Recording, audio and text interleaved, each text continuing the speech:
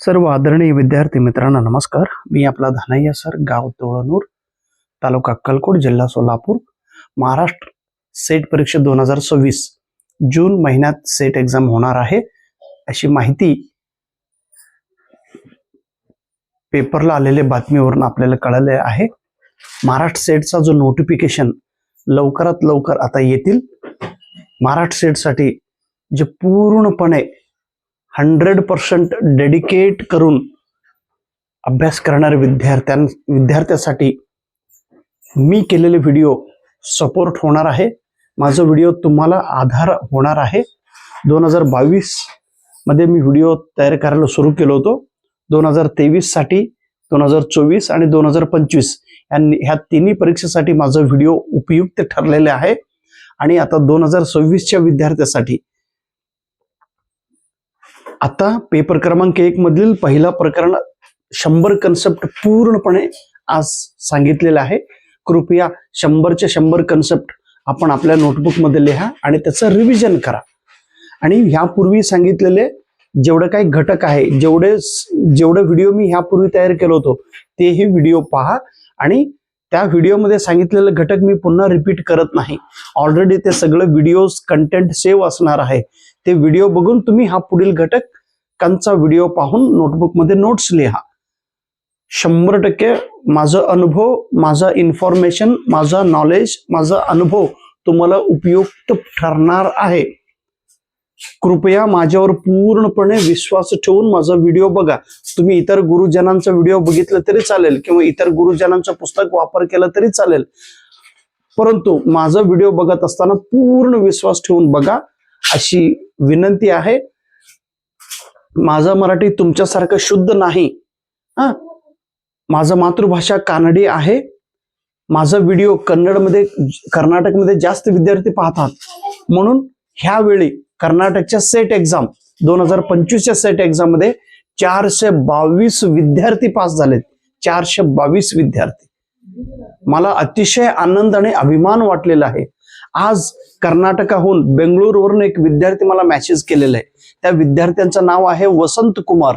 त्यांनी कन्नड या विषयात कर्नाटकचे सेट एक्झाम पास झालेले आणि आज तो विद्यार्थी मला मेसेज पाठवलेला आहे. मी म्हटलं दादा एवढं उशीर का?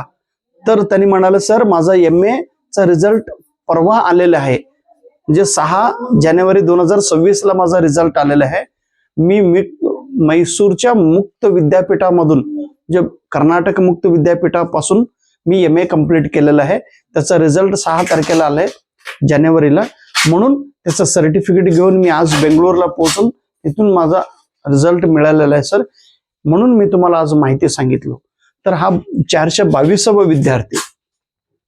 पुन्हा एकदा तुम्हाला हात जोडून विनंती, तुम्ही अभ्यास करत असताना, निर्णय घेत असताना पूर्णपणे निर्णय घ्या, तरच तुम्हाला यश मिळणार आहे.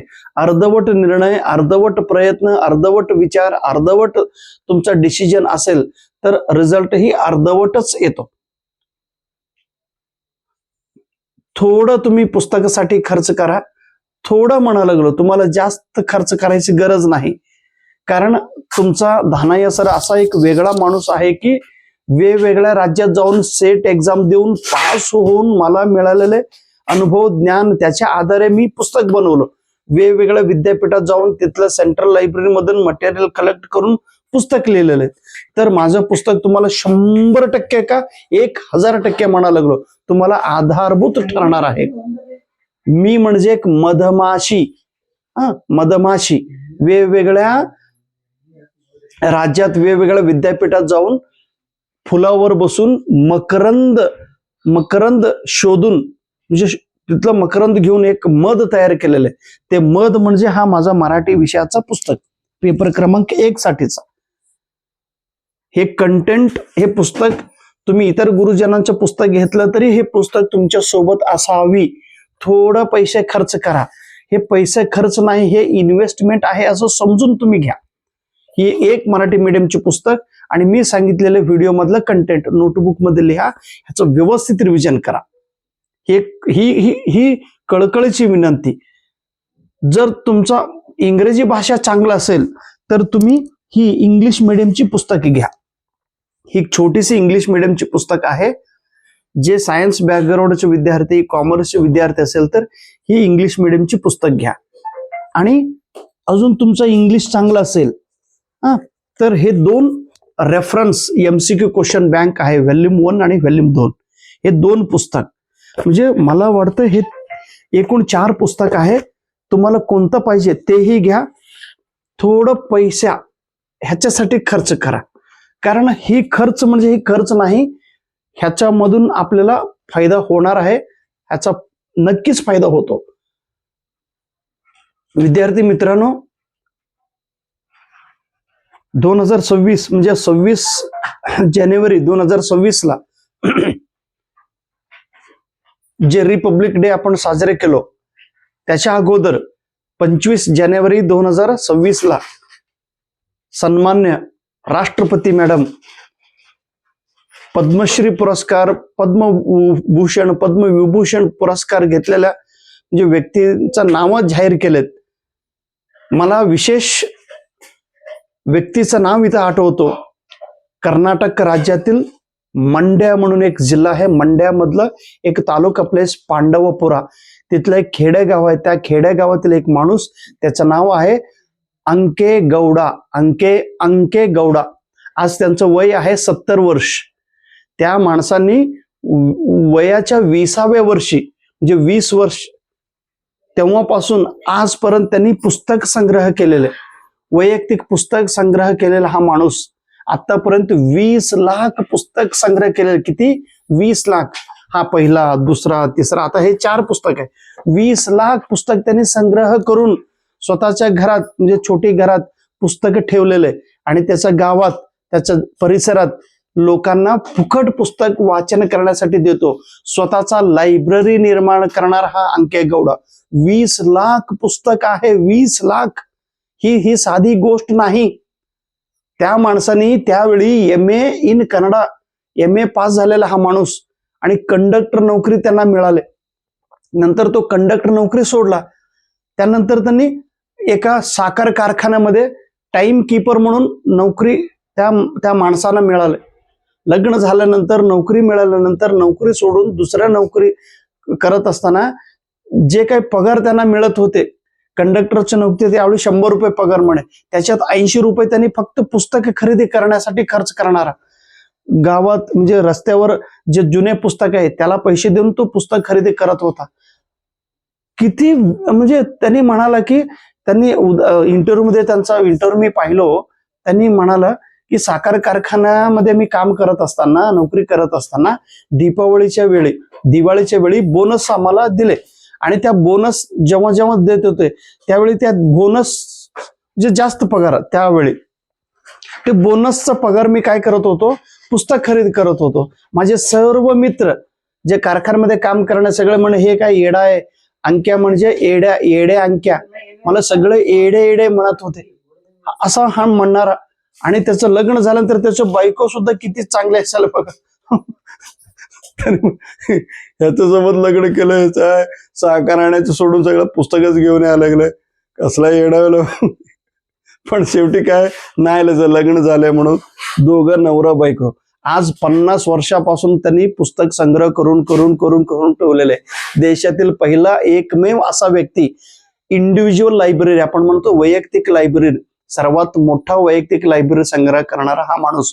मराठीचं पुस्तक आहे, कुसुमाग्रजांची पुस्तक आहे, ज्ञानेश्वरी तिथं पुस्तक आहे, म्हणजे मराठी लेखकांचं पुस्तक, पु ल देशपांडेंचे पुस्तक, विसा खांडेकर साहेबांचे पुस्तक, मराठी अत्रेंचं पुस्तक, हे सगळं त्यांच्याकडे आहेत. तो आहे कर्नाटकचा. मराठी लेखकांची पुस्तकाचे संग्रह केलेला माणूस. मराठी, गुजराती, तेलुगू, तमिळ, मल्याळम, हिंदी, सगळे वेगवेगळ्या भाषेतील पुस्तक संग्रह केलेला हा माणूस. त्या माणसाला आज भारत सरकारने पद्मश्री पुरस्कार देऊन त्यांना सन्मानित केलेत. म्हणजे जेवढं पगार येते सगळं पगार त्यांनी त्या लायब्ररीवर खर्च केलेलं आहे, पुस्तक खरेदी करणार, आणि लोकांना त्यांनी देत आहे पुस्तक, वाचन करा, वाचन करा. कोण वाचन करतो? वाचन संस्कृती नाही म्हणाला त्यांनी. त्यांनी म्हणतात की लोक मला येड्या म्हणू दे, परंतु मी चांगलं काम केलेलं आहे, माझा कामाचा अभिमान आहे म्हणणारा हा माणूस. तुम्हाला हात जोडून विनंती आहे, तुम्ही तर यंग अँड एनर्जेटिक, तुम्हाला हे पुस्तक घेऊन कोणासाठी घ्यायचंय? तुमच्यासाठी घ्यायचंय, तुमच्या परीक्षेसाठी घ्यायचंय, तुम्हाला पास व्हायचंय. मग कुठं अंकेगौडा आणि तो कुठं आम्ही, कुठं तुम्ही. मी पण 24 लाख खर्च केलो पुस्तक खरेदी करून, पेपर वेगवेगळ्या राज्यात जाऊन देऊन. लई अडचण झाल्यात. अडचण येणारच. तुम्हाला काय जास्त सगळं वेगळ्या राज्यात जाऊन पेपर द्या म्हणत नाही, फक्त महाराष्ट्राचं सेट द्या, पास व्हा. आणि म्हणू नका कंसात पास झालं तर कुठं नोकरी मिळतो म्हणून. थोडं म्हणाल, तुमचं वाक्य बरोबर असलं तरी तुम्ही तसं म्हणत राहिलं तर मग you are not 100% dedicated person.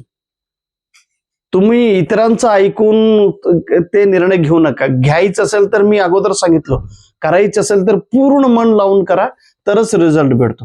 Result भेटल्यानंतर पुढचा रस्ता ऑटोमॅटिकली सापडतो का नाही सांगा बघू.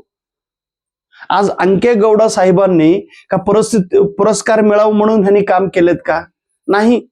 मग तुम्हाला स्वतःचा अंकेगौडा निर्माण, स्वतःचा लायब्ररी निर्माण करा, स्वतःचा अभ्यास तुम्ही निर्माण करा, स्वतःचा सर्टिफिकेट तुमच्या हातात आहे. सांगणारा धानया सर आहे, ऐकणार तुम्ही आहात. मी इथं महाराष्ट्रात राहून माझा व्हिडिओ तुम्ही जास्त बघत नाही, ही खूप वाईट वाटतो मला. कर्नाटकचे विद्यार्थी माझा फायदा घेऊन पास होत आहे, तुम्ही फक्त चौकशी करायची. राहू दे, परत बोलत असताना काहीतरी चुकीचं बोलत तर परत तुमच्या मनाला लागतो. पुस्तक घ्या अशी विनंती. घेतलं तर खूप चांगलं, नाही घेतलं तर व्हिडिओ बघा, नोटबुक मध्ये नोट्स काढा. थँक्यू, नमस्कार.